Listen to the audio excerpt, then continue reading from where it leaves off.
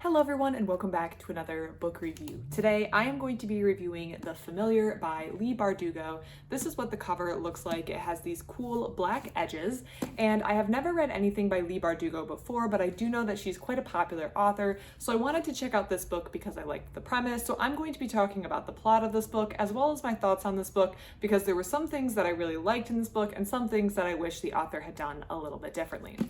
So, The Familiar takes place in Inquisition-era Spain, and we are following a girl who starts as a servant named Lucia.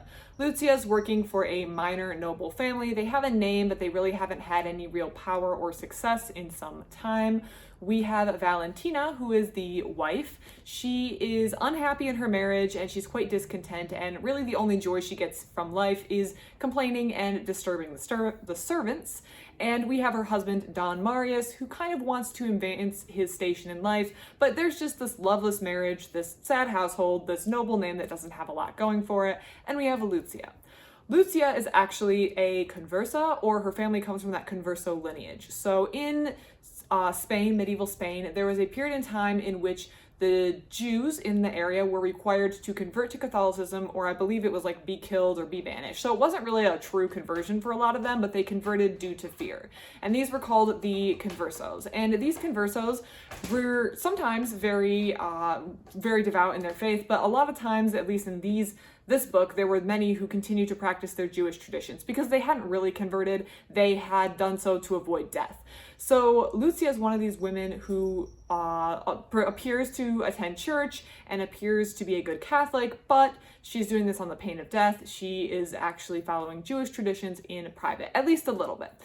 She has lost her family, she's working in this kitchen, and most importantly, she can do little bits of magic. Now, there's a clear distinction in the Catholic Church at this time. God is able to provide miracles and has people do miracles, but magic is of the devil. So there's a real finicky line that people are trying to walk between whether or not someone is able to do miracles or whether someone is doing magic and should therefore be subject to the violence of the Inquisition.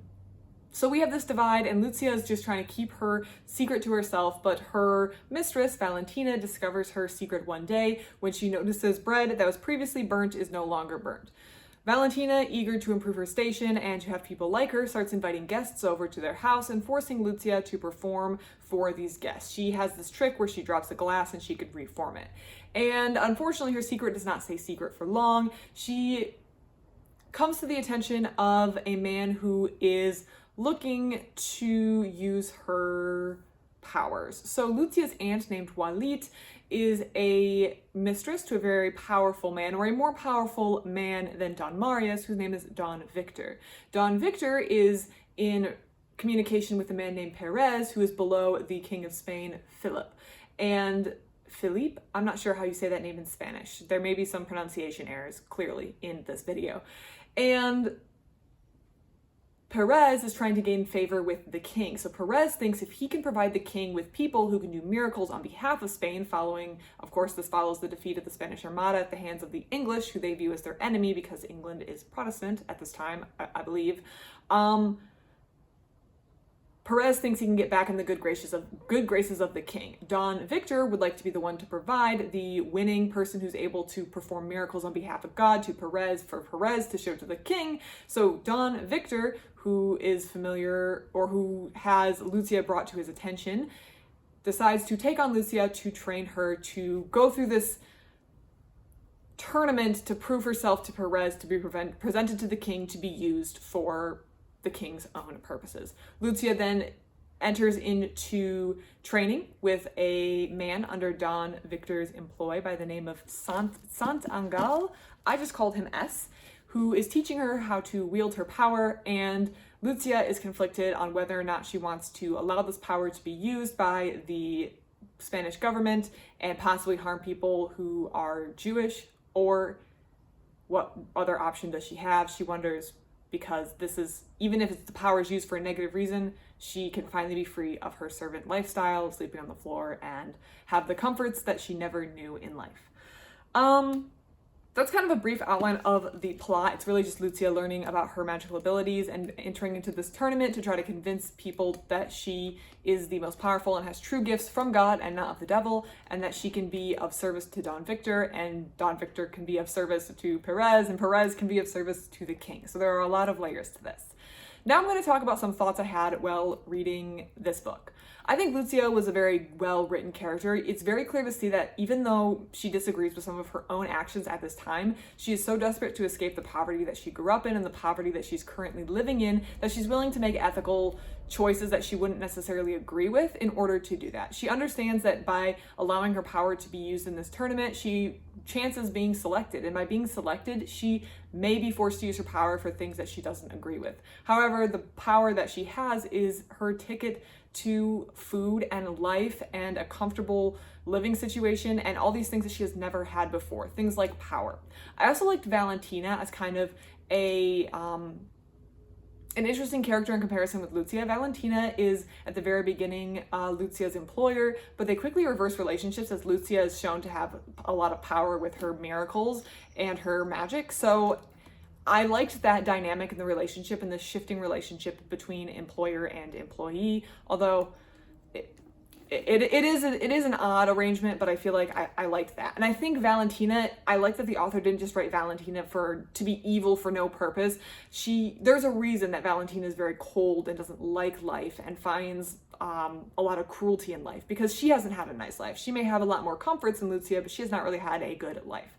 I liked all of that.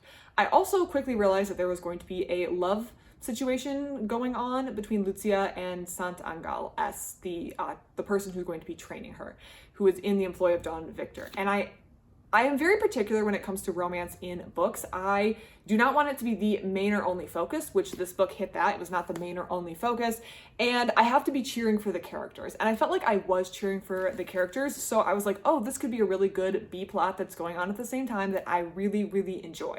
And I thought that that was going to be the way it would go. But I felt like partway through the book, when they moved to this castle, these grounds to start the tournament, I felt like the author just put the relationship, like if the relationship was the gas pedal in the car, she just hit that thing, pedal to the floor, and we just started flying. And I felt like I liked the slow burn that was happening earlier where you could sense some tension and some feelings between the two, but I didn't like it as much when we got to the castle area and the relationship was just moving along at a very fast pace. I feel like even if it meant adding 100 pages to this book, spreading that romance out and letting it blossom a little bit more naturally and slowly would have been more enjoyable for me to read, because I felt like we just hit the accelerator and then we were going too fast for my personal preference and taste.